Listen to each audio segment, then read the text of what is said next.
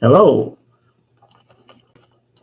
good afternoon, and I thought I would get a little ahead of the game and begin tomorrow's lesson today. I know that today, St. Patrick's Day, Tuesday, March the 17th, a lot of you guys you said, well, I thought all I had to do was to take this test, and you're quite correct. In fact, I recommend you put this aside and come back and catch up with me tomorrow. However, for me, I still am on a deep learning curve with this online learning, and my hope was that I would come back tomorrow and have time to work on some of that as well. Or maybe I'll grade your test tonight, something of that nature. And so, yes, I thought I would just try and get ahead of the game with this, and there I go touching my face again. Get ahead of the game with doing this next series on imperialism, alliances, and war. For example, today I worked on doing a Mastery Connect test. In fact, the test that you're going to be taking.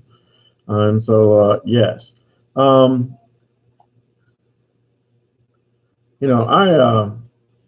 This situation we're in is in a constant state of flux. We are basically getting into territory that, I've obviously never seen it in my life.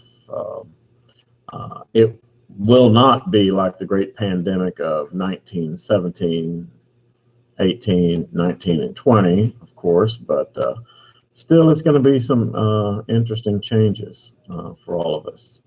And so what does the English say? Remain calm and carry on, something of that nature. At any rate, so let's talk about going forward. So yes, your test is due tonight. Hopefully you remember to submit that test to me on a Word document that I can just pop up and grade on my computer screen using a Word document. Some of you have sent in pictures of answer sheets. I'm really not, that really makes it harder on me. So please, please produce a Word, the Word document, the answer sheet. You mark the answers where it's appropriate for them to go, okay? And that would be good. Okay, so let's talk about the approach of World War I, shall we? So focusing on Germany, focusing on the Germany of Otto von Bismarck, because at this point in time, we're going back in history a little bit and talk about the things that Otto von Bismarck did to actually try and avoid World War I. Otto von Bismarck saw World War I coming if events remained unaltered. And he wanted to avoid that because he knew that in all probability, Germany in World War I would be in a very difficult situation. And so he tried to do some things to avoid that situation. He did not want to see Germany with a major enemy on its west border, a major enemy on its east border. And so, yeah, he made some changes. But yes, once again, before we get started, I hope you're all ready. So what do we need? We need, of course, handy dandy study guide. We need, of course, now what is wrong with this pen? Yeah, what's wrong with this pen? Could it be that it's red? And what did I tell you? No, today we're going American. Yes. Let's use the American pen colored blue or black. Of course, Mr. Textbook, maps always out are always handy. And the real essentials, Kleenex, so you can watch me blow my nose. But then hand sanitizer, and what was missing from yesterday's lecture that is not missing from today? That's right. Little pick-me-up. Winston Churchill, when Winston Churchill was going through World War II as the Prime Minister of Great Britain, he spoke a lot. In fact, that was his greatest strength. Winston Churchill was probably the greatest orator of the 20th century. And he very, very commonly in these speaking engagements, of course, they didn't have televisions back then. They had, they filmed his speeches and then put it on the Movietone News. But, he drank a bit, actually. Winston Churchill's greatest strength, and I'm off the subject here. Yes, I know. Forgive me. I hope I'm not wasting your time. But Winston Churchill's greatest strength was the ability to keep and to transmit a positive, outlook, and a positive outlook without lying to his constituency. Because a leader who can do that is a leader that people will follow and can take people a long way in a crisis. And anyway, all right, so let's get back to the matter at hand. Let's talk about Bismarck, who also, was a great leader. Didn't say he was a good man. To be honest, there'd be many things about Winston Churchill you wouldn't like. To be honest, there'd be many things about Franklin Delano Roosevelt you wouldn't like. But John F. Kennedy, you wouldn't like. But yeah, they were great leaders. Great leaders don't necessarily have to teach Sunday school. They just have to be perceived as being able to teach Sunday school. Anyway, back to the matter at hand. So Bismarck wanted to salvage his alliances, and with Russia being unhappy at the time, he instead turned to Austria, and Bismarck signed, and there's a lot of treaties here. It gets really confusing. Bismarck signed a treaty with Austria called the Dual Alliance in 1879. The treaty basically entailed the idea that in case of attack, that it was a guarantee that in case either Germany or Austria were attacked, at the very least, the other would remain neutral. Many people have said, and to be honest, this is true.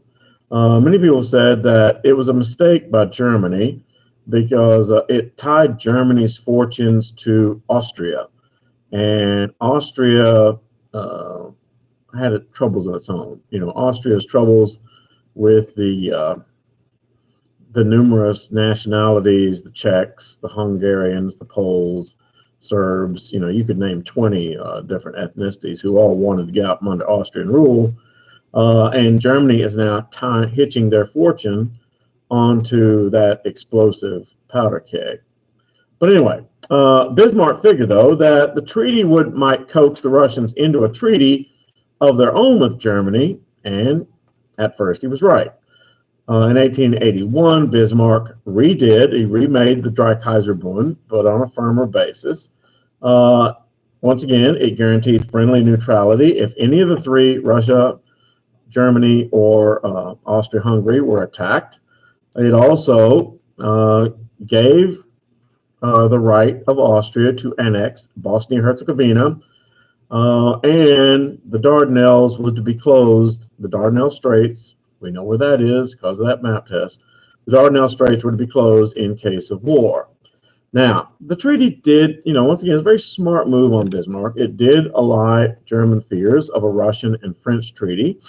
It did allay Russian fears of an Austrian-British venture against them, and also of Russia's fear of Britain sailing up into the Black Sea, or of Russia's fear of a hostile German-Austrian combination. Forgive me. Anyway, this resolved to, and they also, the last part of the treaty, they resolved to resolve.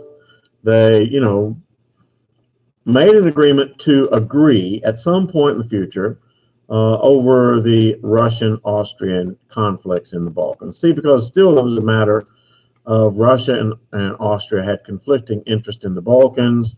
Remember that Russia is always telling all the Serbs all the Slavic peoples of the Balkan Peninsula, hey, we're your big brothers. There you are in the Austrian Empire. If you depend on us, we'll help you, which is exactly what the Austrians did not want them to be saying. And so they made a promise that in the future that they would address this on friendly terms. Okay, Britain, of course, the Triple Alliance then came into being when Italy joined. So, and now this is on a test that I've seen somewhere. It's very confusing. The Triple Alliance at first is Germany, Austria, and later Italy. Germany, Austria, and Italy. They're the Triple Alliance. Later on, see, why is that confusing, Mr. Norton? Because later on in the war, the Allies are going to be not Germany, Austria, and whoever else it is. It's going to be Britain, France, and Russia. People will call it that. I mean, it's very confusing. But for now, the beginning of the war, the Triple Alliance is Germany, Austria, Hungary, and Italy. Britain continued to follow their policy of splendid isolationism, which meant that the British stayed on their island and kind of watched things go on in Europe and involved themselves when they felt that British interest might be served by being involved. Otherwise, they stayed out. You say, well, why didn't everybody do that? Well, because these other countries shared borders with each other, and that made things a lot more dicey. So the Dreikaiserbund lapsed, meaning that the Dreikaiserbund, once again, Russia, Austria, and Germany, the Dreikaiserbund lapsed, the treaty ran out, but the new Triple Alliance was renewed for another 5 years. Triple Alliance, Germany, Austria, Italy. To restore German relations with Russia, Bismarck renegotiated a treaty with Russia called the Reinsurance Treaty of 1887, in which both agreed to remain neutral if the other was attacked.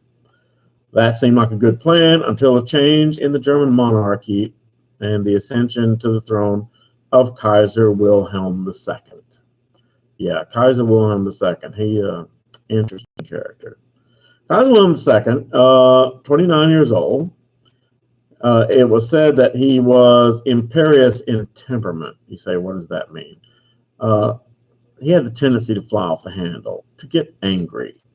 And, you know, to have a strong will is a good thing for a leader, but to not be able to control one's temper, you know, it's one thing if you're a child throwing a tantrum, quite another if you are the leader of a country in a crisis to throw a tantrum.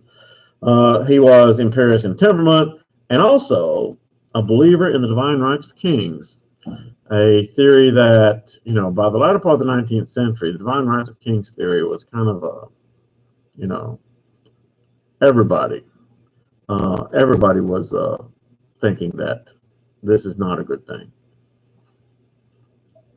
except for Kaiser Wilhelm II. Okay, moving on. Kaiser Wilhelm II, had a withered left arm. And, you know, once again, like Napoleon, like the Napoleonic complex, where the idea is that somebody who has a physical challenge will try to make up for it by being overly aggressive. He was like that. For example, and I've talked about this before, Teddy Roosevelt. Teddy Roosevelt was born with severe asthma, and for all of his life, he tried to make up for it by, I mean, the guy would have boxing matches in the White House, for goodness sake. And, you know, he was always, a bully pulpit and, you know, kind of brusque. And I'm touching my face again. I can't help it. I'm sorry. And he compensated for this withered left arm by vigorous exercise. He had a military outlook on everything and was overbearing to an annoying degree. Overbearing. Pure Napoleonic complex. He was filled with a sense of Germany's destiny of being the leading power in Europe. I mean, you know, everybody wants their country to do as well as they can, but Clint Eastwood once said in Dirty Harry, a man's got to know his limitations. And you know what? There's something to that. A country has to know its limitations too. And Kaiser Wilhelm II, he set as his goal, we're going to be just as good as England, and or we're going to die trying. And unfortunately for Germany, they'll come closer to the second thing. Okay, he wanted to achieve at least equality in both navy and colonies with England. England, which was a country that at the time owned somewhere near a quarter of the Earth's surface and had a navy that was bigger than any two possible opponents combined. And Germany, Germany had only gained its independence and unification, 2 decades ago at the most. And so, I mean, that's a bit ambitious. He wanted to achieve equality with England, the land of his mother and his grandmother, Queen Victoria. I have Queen Elizabeth written there. I'm sorry, I get all the queens mixed up, but it's Queen Victoria. In fact, and I've talked about this before, that by the time World War I rolls around, all of the crown heads of Europe are going to be related. So, in 1890, the Kaiser used a domestic issue in Germany to basically fire Bismarck as prime minister. That was a mistake because for as long as Otto von Bismarck held power, there was peace and stability not only in Germany, but in the rest of Europe as well. After Otto von Bismarck finished his 3 wars of unification, he then worked for peace and was an agent for stability. Bismarck was a realist who had a clear and limited idea of his nation's goals. He understood, Bismarck did, and used the full range of diplomatic weapons, both appeasement and deterrence, and threats and promises, secrecy and openness. I mean, in my estimation, he was the best diplomat, statesman of the latter half of the 19th century. During Bismarck's time, Germany was a force for European stability and was perceived as a force for European peace and stability. After that, Germany is going to be looked upon as a troublemaker. So much so, and I'm ahead of myself here at the end of this chapter, so much so that at the end of World War I, Germany will bear the brunt of causing the war, which was really an unfair charge in itself. Okay, now opposing the Triple Alliance was the Triple Entente, also on somebody's test. I've seen it. The Triple Entente will become Britain, France, and Russia, but that's still in the future. So almost immediately after Bismarck's retirement, his system of alliances collapsed. Bismarck's successor was General Leo von Caprivi, and the press was reported to have said, what kind of jackass would dare to be Bismarck's successor? Caprivi refused to extend the Reinsurance Treaty with Russia. He felt incompetent to follow Bismarck's legacy, and he was. He also wanted to draw Germany closer to Britain, but the strategy they used to draw Germany closer to Britain was not to be friendly, to be overtly friendly, was to try and prove that Germany was just as strong as Britain, thinking that, oh, the British will want to be friends with us out of respect. Well, it doesn't work that way. So, his political isolation instead drove Russia, instead of closer to Germany, towards France. The French were glad to urge their investors to invest in their money in Russia. They were also more than happy to join into an alliance with Russia against Germany. I'm sure you all recall that the French were still sore about the Franco-Prussian War. In 1894, a defensive Russo-French alliance against Germany was formed. Britain was the key to the success of tipping the balance. Britain was against Russian colonial aspirations in Asia, such as Iran and in Constantinople. It also was set against French colonial aspirations in Africa and the Sudan. Yet, within one decade, from 1890 to 1900, Kaiser Wilhelm II, Germany had become the enemy in the minds of the French populace. Here's an interesting statistic. Prior to the turn of the 20th century, the year 1900, prior to the turn of 1900, British popular books and magazines had always portrayed France as the enemy of Britain, even though France and Britain had not really fought a war since the Napoleonic Wars. But after the turn of the 20th century, it will become the Germans. Okay, give me a second. Come on, you. I'm sorry.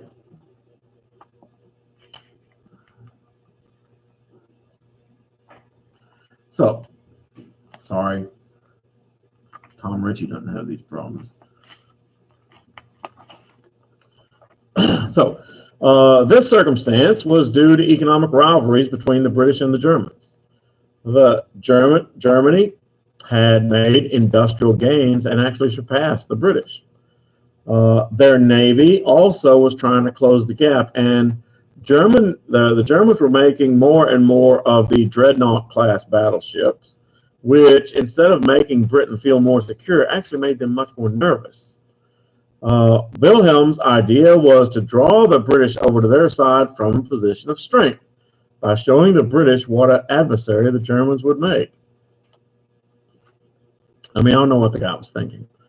So the Germans began then to be a thorn in the side of the British in Africa by barring British attempts to build the famous Cairo to Cape Town Railroad. Yeah, one of Cecil Rhodes' ideas, and Cecil Rhodes is another name that's on that test. One of Cecil Rhodes' ideas would that there be what he called a red line stretching across Africa from Cairo to Cape Town. The red line, it was a play on words. Red Lion, if you've ever watched British football, EPL, or rather World Cup football, the British national team is often referred to as the Three Lions, and they are red. The British colors, the British English colors are red and white. And so Cecil Rhodes wanted to create this red line of colonies that would stretch once again from the tip of South Africa to Egypt. And they would build a railroad that would run from South Africa to Egypt, and a telegraph line. And the Germans threw a monkey wrench in that by establishing colonies in the middle of that string of colonies. So the Germans also openly sided with the Boers of South Africa in the Boer War. Okay, now you're saying, what's the Boer War? Well, the Boer War was one of the few wars that occurred in the 19th century. The British, in the middle part of the 19th century, had taken over the colony of South Africa from the Dutch. The settlers who lived there were Dutch settlers, and they really didn't like living under British domination. So for a lot of them, their answer was to simply move north away from the tip of South Africa, away from Johannesburg, into an area they called the Transvaal. And then they declared themselves an independent republic, the so-called Boer Republic. And it started a war of revolution. And I mean, I don't want to go too far into the Boer War, but the Boer War was actually, many people call it the first modern war, because in the Boer War, you see attacks on civilian populations, you see the use of concentration camps. For the first time, yeah, and it wasn't the Boers, it was the British. The British actually began putting people in concentration camps. I'm not sure how they would compare with what the Germans did or what the Americans did in World War II to inter the Japanese, but yeah, it was a modern war. And the Germans openly sided with the Boers, with these Dutch settlers, which didn't endear the Germans to the British. So in 1898, Kaiser Wilhelm II got 19 additional dreadnought-class battleships built. In 1900, he doubled that number. Then came along this guy, Admiral Alfred von Tirpitz. Admiral Alfred von Tirpitz came up with a theory that he publicized called the risk theory. And the risk theory basically accepted the fact the German Navy was not big enough to defeat the British Navy, but they were going to make it strong enough to inflict so much damage on the British Navy if there was a war that it would make the British Navy inferior to the United States or the Japanese or the French. that being the strategy, the risk strategy, that the British wouldn't dare attack the Germans in that situation. That was an absurd idea because the British Navy kept the idea of building their navy larger than any, once again, two opponents. But the point of the matter is, it just made the British nervous. The Germans, if they wanted to be friendly with the British, were going about it all wrong. The main achievements of the German naval policy here was to waste resources and to begin a naval race with the British, which the British were going to win. Not only did the British have a giant head start in ships, the British had a giant head start in colonial possessions. If you study a map of the world during this time, the British were the grand monopoly masters, owning colonies at every juncture where a ship would need to stop and to refuel with coal, owning everything from Nigeria to South Africa to India this time, to much of Southeast Asia, Burma, and the very important colony of Singapore, which sits right in the Straits of Malacca. If you look at that, and basically the British had, if you compare it to monopoly, Boardwalk, Park Place, all the utilities, the Indiana Avenue, all the places where you kept landing on. The British owned them all. And so the Germans want to start late in that game, not owning anything. And so, yeah, but see, that was Kaiser Wilhelm II. So I'm sorry, I've rambled enough about monopoly.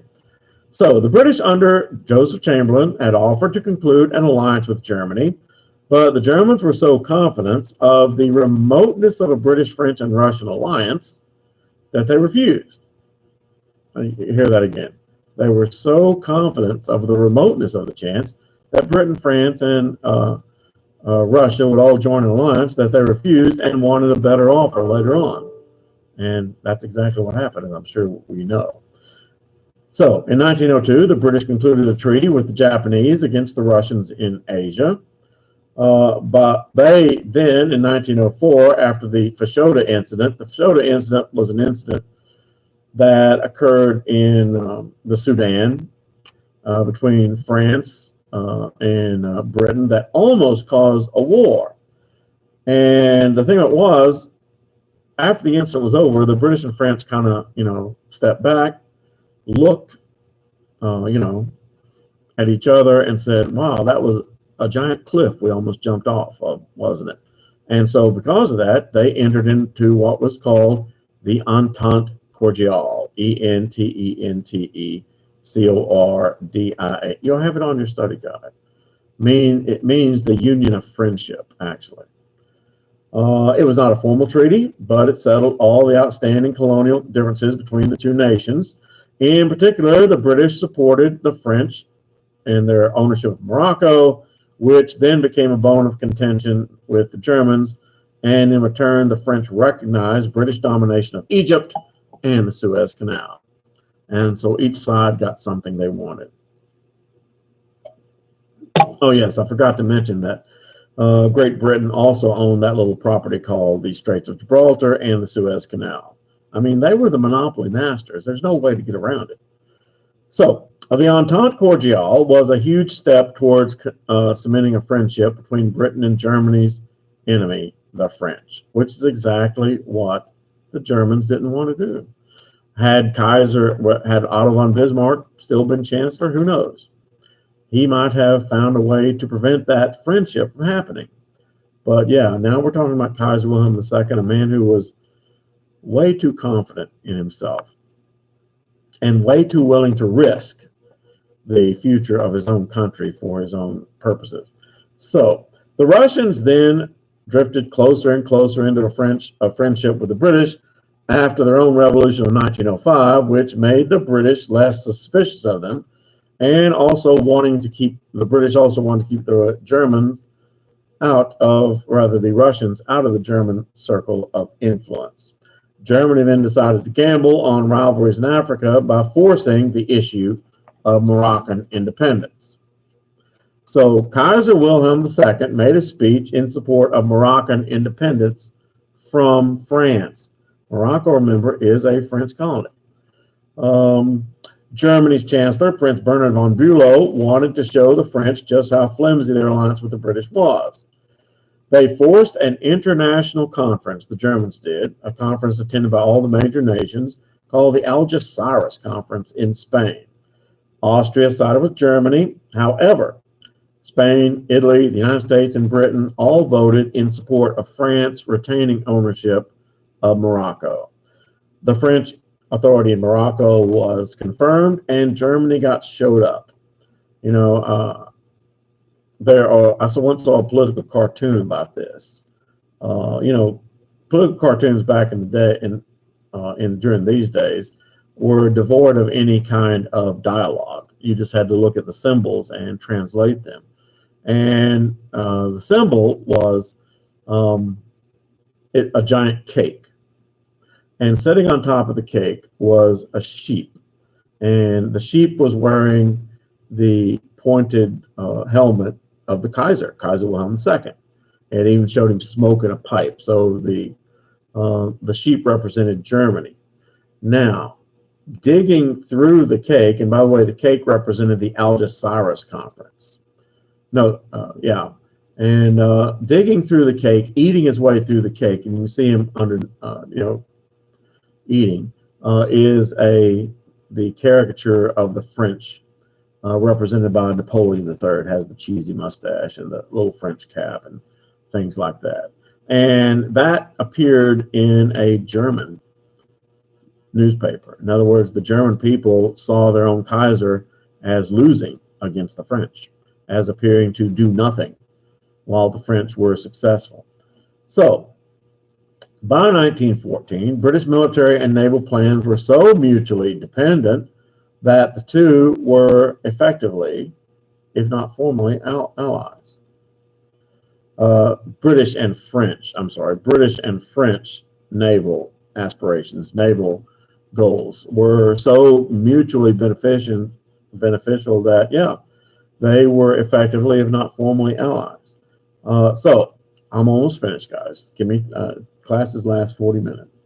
Britain's fear of Germany's growing naval power, its concern over German ambitions in the Near East, as represented by the German idea of the Berlin to Baghdad Railroad, which is also another thing on your test. Germany proffered this idea of a Berlin to Baghdad railroad, a railroad which would begin in, of course, Berlin, Germany, stretch all the way across the Balkan Peninsula, cross the Bosporus into Turkey, and go all the way to Baghdad in what we now call Iraq, thereby giving the Germans a way to circumvent British naval superiority. That made the British really nervous because there were lots of British possessions in the Persian Gulf, particularly southern Iran. So, Britain's fear of Germany's growing naval power and its concern over German ambitions in the Near East made it more advantageous for the British to be friends with the French.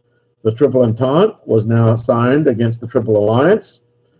Italy is a part of the Triple Alliance. So, Triple Entente, Britain, France, Russia.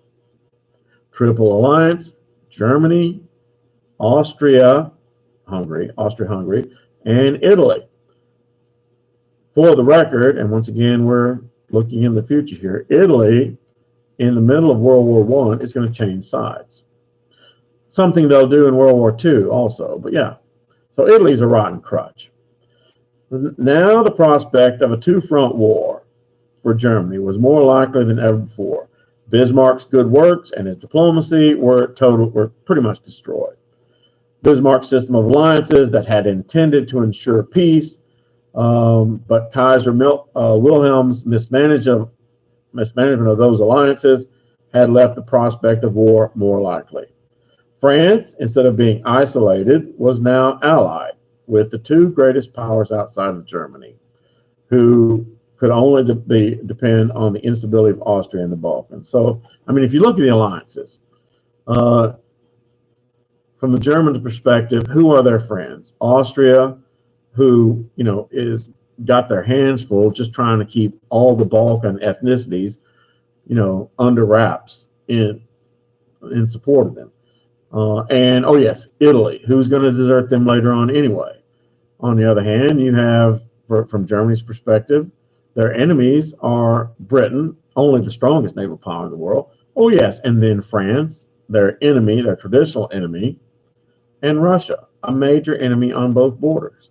Germany has exactly what what Otto von Bismarck had feared from the very first. Major enemies to the east and major enemies to the west. And that's where we'll end today, and we'll pick up tomorrow. Going forward, lecture 4 will begin with Roman numeral 11. All right, thank you for your attention, and I'll see you later.